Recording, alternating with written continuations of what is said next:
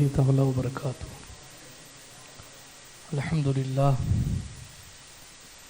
الحمدللہ رب العالمین والعاقبۃ للمتقین والصلاة والسلام علی سید الانبیاء والمرسلین الحمدللہ الواحد الستار الغفار والصلاة والسلام علی ابر الابرار وعلی آلہ الاطہار واصحابہ الاخیار من یومنا الی یوم القرار، اما بعد فاعوذ باللہ من الشیطان الرجیم، بسم اللہ الرحمن الرحیم۔ واتبع سبیل من اناب الی، صدق اللہ العلی العظیم وصدق رسولہ النبی الامین المتین الامی الکریم الرؤوف الرحیم، ونحن علی ذلک لمن الشاہدین والشاکرین والآمنین والمطمئنین والحمد للہ رب العالمین۔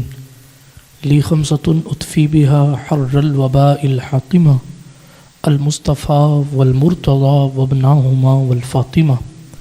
غریبم یا رسول اللہ غریبم ندارم در جہاں جزت حبیبم، مرض دارم زعسیاں را لا دوائے مگر الطاف تو باشد طبیبم۔ بری نازم کے ہستم امت تو گناہ گارم ولیکن خوش نصیبم۔ الہی خیر گردانی بحق مصطفیٰ و مرتضیٰ و شاہ جیلانی و شاہ سمنانی۔ درود شریف پڑھ لیجئے۔ اللہم صلی علی سیدنا مولانا محمد وعلی آل سیدنا و مولانا محمد صلاۃ تنجینا بہا من جمیع الاحوال والآفات وتقضی لنا بہا جمیع الحاجات وتطہرنا بها من جميع السیئات وترفعنا بها عندك على الدرجات وتبلغنا بها اقصى الغایات من جميع الخیرات في الحیاة وبعد الممات انك قریب مجیب الدعوات وانت على كل شيء قدیر۔ ہزاروں جبرائیل الجھے ہوئے ہیں گرد منزل میں، ہزاروں جبرائیل الجھے ہوئے ہیں گرد منزل میں، نہ جانے کس بلندی پر ہے کاشانہ محمد کا، اور بدل جاتے ہیں نظام ہر دو عالم آن واحد میں، بدل جاتے ہیں نظام ہر دو عالم آن واحد میں۔ اگر ضد پہ آ جائے کوئی دیوانہ محمد کا، اگر ضد پہ آ جائے کوئی دیوانہ محمد کا، نگاہ مرد مومن سے بدل جاتی ہیں تقدیریں، جو ہو ذوق یقین پیدا تو کٹ جاتی ہیں زنجیریں۔ نہ پوچھ ان خرقہ پوشوں کو، ارادت ہو تو دیکھ ان کو، ید بیضا لیے بیٹھے ہیں اپنی آستینوں میں، جلا دیتی ہے شمع کشتہ کو موج نفس ان کی، الہی کیا چھپا ہوتا ہے اہل دل کے سینوں میں۔ اللہ کا کروڑوں احسان ہے کہ اس نے ہمیں اور آپ کو اس بابرکت محفل میں بیٹھنے کی سعادت مرحمت فرمائی ہے۔ بڑی دیر سے آپ حضرات اس ٹھنڈے ماحول میں اس محفل پاک میں شریک ہیں۔ میرے بعد انشاءاللہ سرکار صوفی پاک کی منقبت پڑھی جائے گی اور اس کے بعد صلاۃ و سلام پیش کیا جائے گا۔ چونکہ ہر سال یہ سعادت میسر آتی ہے، یہ کرم فرمائی سلطان کی ہوتی ہے کہ میں کچھ کلمات، کچھ معروضات اس بارگاہ میں پیش کرتا ہوں، اور بارہا یہ کہتا ہوں کہ یہ اس لیے ہوتا ہے تاکہ سال بھر تک بیٹری چارج رہے۔ اس کا معنی اور مطلب یہی ہوتا ہے کہ اللہ رب العزت کے فضل و کرم سے جو کچھ سبق سنانے کا سلیقہ بندے کو ملے تو ایسے آستانوں پر حاضری دے کر بندہ جب اپنی تمام حاجتوں کو، خواہشوں کو ایسے شہنشاہوں کی خدمت میں رکھ دیتا ہے تو پھر یہ کوئی چھوٹی موٹی ذات تو نہیں، یہ تو مالک ہندوستان کے جانشین کا دربار ہے۔ خواجہ پاک کے خزانہ مبارک کی چابیاں سلطان الہند نے جنہیں عطا فرمائی ہیں اسے صوفی حمید الدین کہا جاتا ہے۔ خلافت معنی صرف جبہ پہنا دینا تو نہیں ہے، خلافت معنی صرف خرقہ پہنا دینا تو نہیں ہے۔ جناب غریب نواز کو کوئی دیکھ لے تو وہ اپنی قسمت پر ناز کرتا ہے، غریب نواز جس کی تعریفیں کرتے ہو صوفی حمید الدین کا مقام کیا ہوگا؟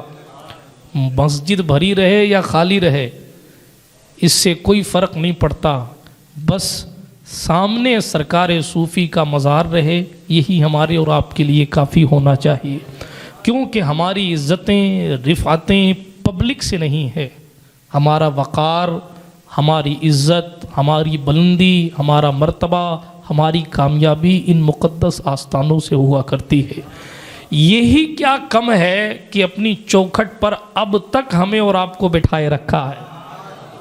یہی کیا کم ہے کہ اب تک بٹھائے رکھا ہے. ان کے غلاموں کی شان ایسی ہے، اگر میں پڑھنے لگوں گا تو فجر ہو جائے گی، ہاں، لیکن غلاموں کی شان کما حق کو سمجھ نہیں آئے گی.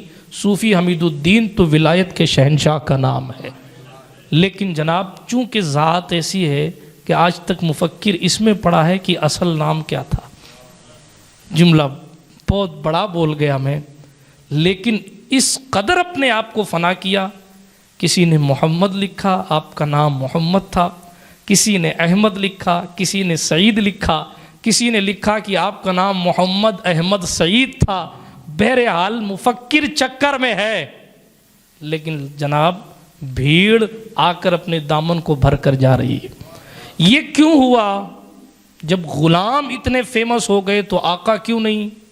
تو یہ تو جناب غریب نواز کی زبان سے نکلا ہے، ترک کرنے والے بہت ہیں مگر تو تارکین کا سلطان ہے. تو تارکین کا سلطان ہے. ایک ہوتا ہے نیک ہونا، ایک ہوتا ہے ولی ہونا، ایک ہوتا ہے ولی گر ہونا، ایک ہوتا ہے خود اللہ والا ہونا، ایک ہوتا ہے نگاہیں ڈال کر اللہ والا بنا دینا. صوفی حمید الدین ناگوری اس ذات کا نام ہے. ایک نان مسلم غیر مسلم بیٹھا رہتا تھا اور صوفی صاحب فرماتے تھے یہ اللہ والا ہے، یہ ولی ہے. لوگ کہتے ہیں یار یہ بابا کو کیا ہوا، یہ کلمہ ہی نہیں پڑھتا اور اس کو ولی کہتے ہیں. مگر جناب مولانا روم نے کہا گفتے او گفتے اللہ بود، گرچہ از حلقوں میں عبداللہ بود. گلا اگرچہ اللہ کے بندے کا ہو مگر ان کی زبان سے جو نکلا ہے وہ خدا کا فرمان ہے. وہ بظاہر تو ہندو تھا مگر وقت ایسا بھی آیا کہ لوگوں نے اسے ولایت کی منزلوں پر دیکھا. یہ وہ لوگ ہیں جو کہہ دیں سو ہو جاتا ہے. صوفی حمید الدین ناگوری رضی اللہ تعالی عنہ اس جگد عالم دین کا نام ہے. جناب علم تصوف میں جس کی خیرات سلطان المشائخ حضرت سید محمد احمد نظام الدین محبوب الہی اٹھایا کرتے ہیں. محبوب الہی. اچھا یہ آپ کی طوالت عمر ہے کہ حضور غریب نواز کے دور کا اتنے بڑے لیول کا کوئی ولی اتنی لمبی زندگی ظاہری نہیں جی کر گیا.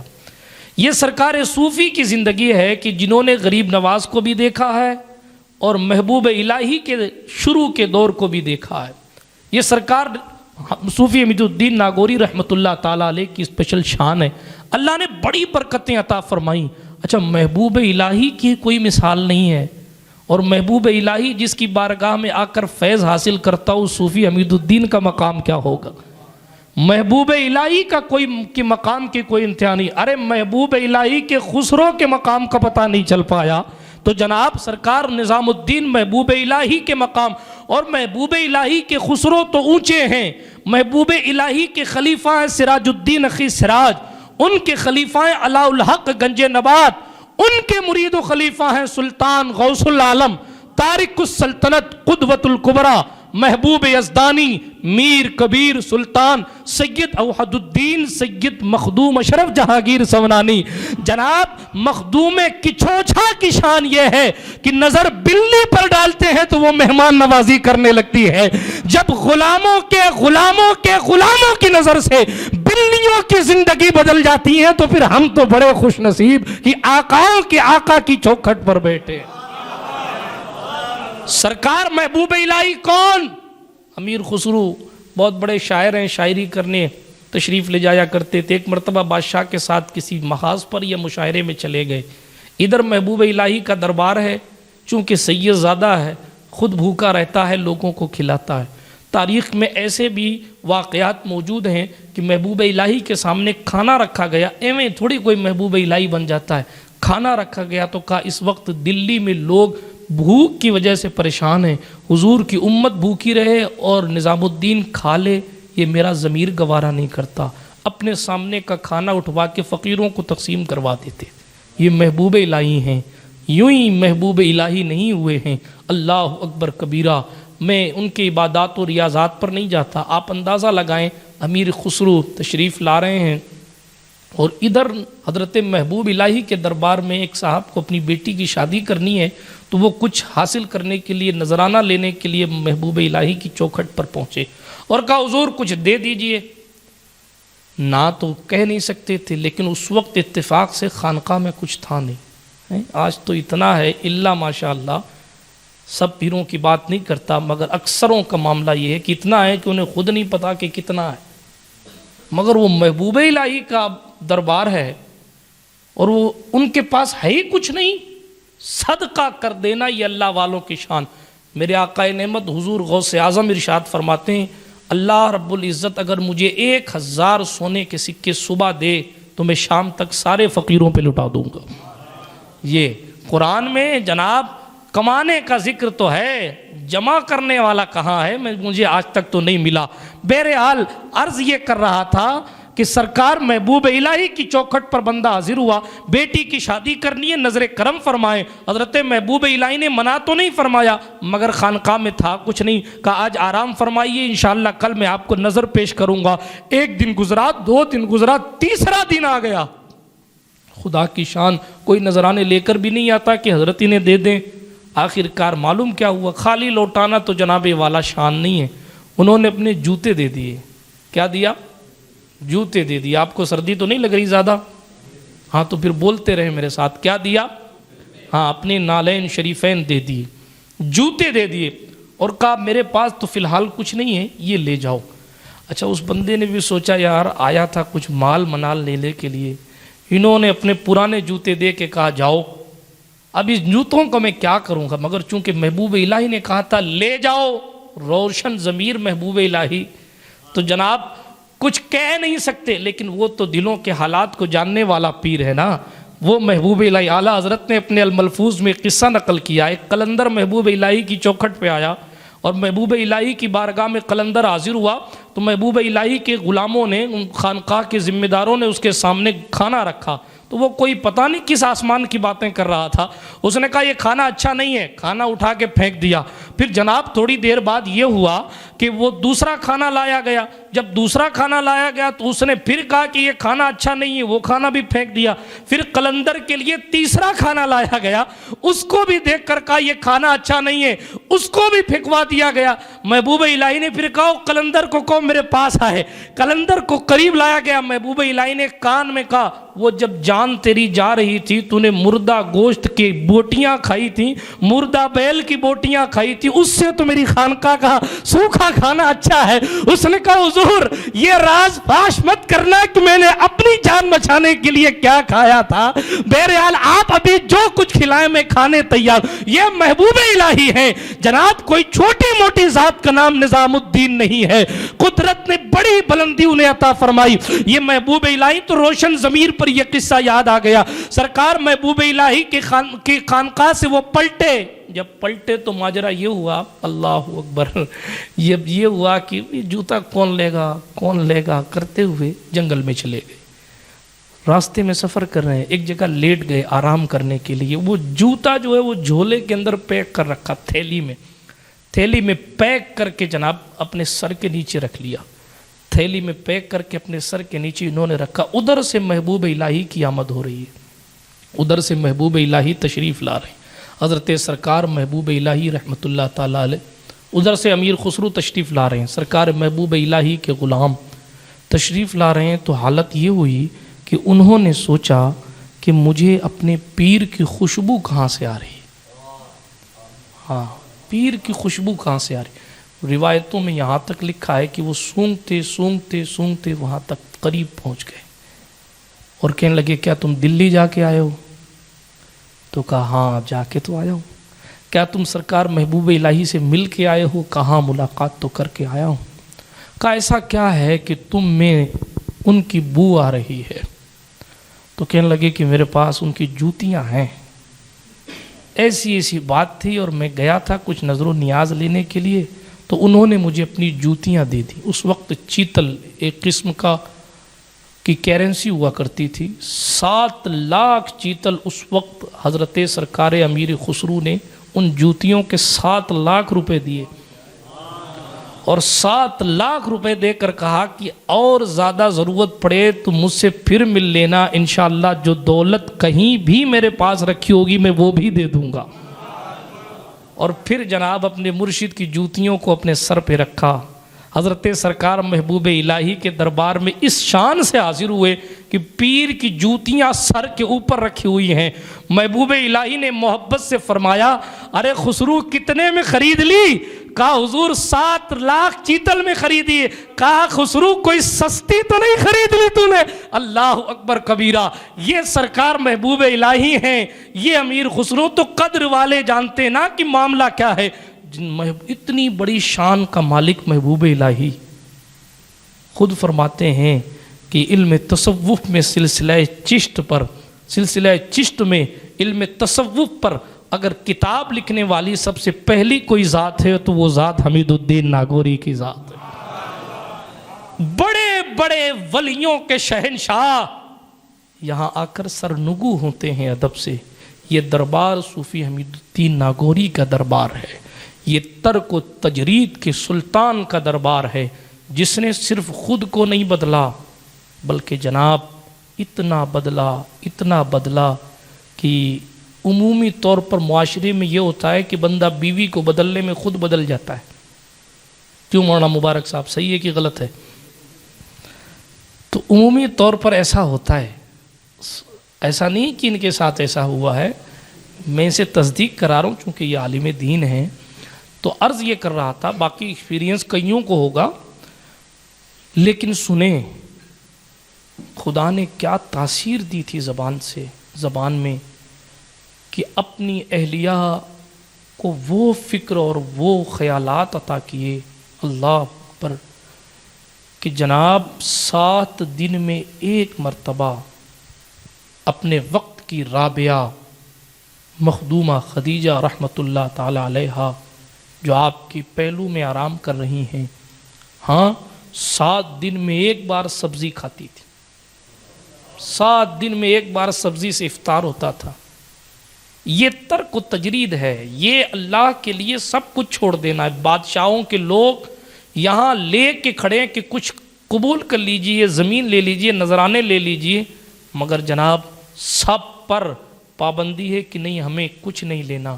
آپ کو معلوم ہے جو لوگ عاملین ہوتے ہیں ان کے لیے یہ شرط ہوتی ہے کہ ان کو یکسوئی اسی وقت حاصل ہوگی جس وقت وہ مال مسلم کا استعمال کریں.